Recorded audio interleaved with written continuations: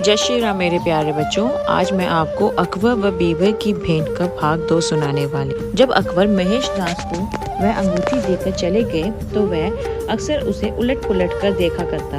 उसे अच्छी तरह याद था कि अकबर ने दरबार में अंगूठी की निशानी दिखाकर मिलने के लिए कहा था।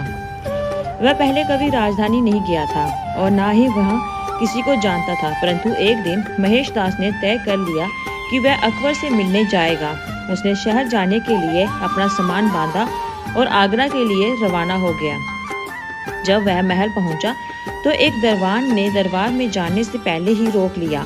महेश ने उसे अकबर बादशाह की दी हुई अंगूठी दिखाई। भैया, मुझे बादशाह ने मिलने के लिए बुलाया है। यह देखो, उनकी दी हुई अंगूठी निशानी के तौर पर भी मेरे पास है। अंगूठी को देखते ही लालची दरबान का लालच जाग उठा। उसने कहा, सुनो भाई, मैं तुम्हें एक ही शर्त पर दरबार में जाने दूंगा। ठीक है, अपनी शर्त बताओ, महेश बोला। तब दरबान ने कहा, अगर तुम्हें बादशाह से भेंट करने के बाद कोई भी इनाम मिला तो तुम्हें उससे आधा हिस्सा मुझे देना होगा। महेश दरबान की बात सुनकर हैरान रह गया, पर उसने लालची दरबान की शर्त मान ली। महेश दरबार में पहुंचा तो अकबर का दरबार लगा हुआ था। महेश दरबार और महल की सुंदरता देख मोहित हो उठा। सारे दरबारी अपने अपने स्थानों पर विराजमान थे। दरबार की शोभा निराली थी। तुम यहाँ क्या करने आए हो नौजवान? महाराज ने पूछा। जहाँपनाह, मैं महेश दास हूँ, आपने ही मिलने के लिए बुलाया था, महेश ने जवाब दिया। जब बादशाह को कुछ याद नहीं आया तो उसने उन्हें वह अंगूठी दिखाई और जंगल में रास्ता भटकने वाली सारी घटना याद दिलाई।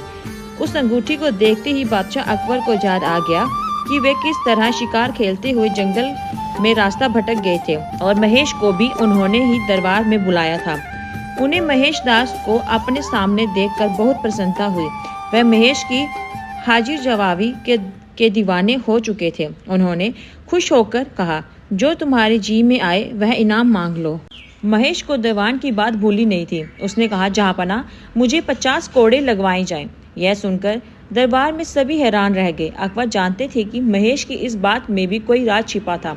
उन्होंने दरबारी से महेश की इच्छा पूरी करने को कहा। जब महेश को 25 कोड़े लग गए तो उसने दरबारी से रुकने को कहा। फिर उसने दरबान वाला किस्सा सबको सुना दिया।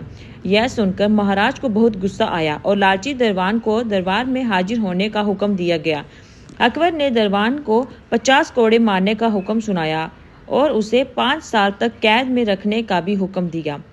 अकबर ने महेश दास की समझदारी में खुश होकर उसे अपने यहाँ दीवान बना दिया और उसे बीरबल के नाम से पुकारने लगे। दरबान को अपने लालच का फल मिला और महेश दास बीरबल के नाम से लोकप्रिय हो गया। तो मेरे प्यारे बच्चों, आज की कहानी यही समाप्त होती है। मिलते हैं एक और नई कहानी के साथ। जय श्री राम।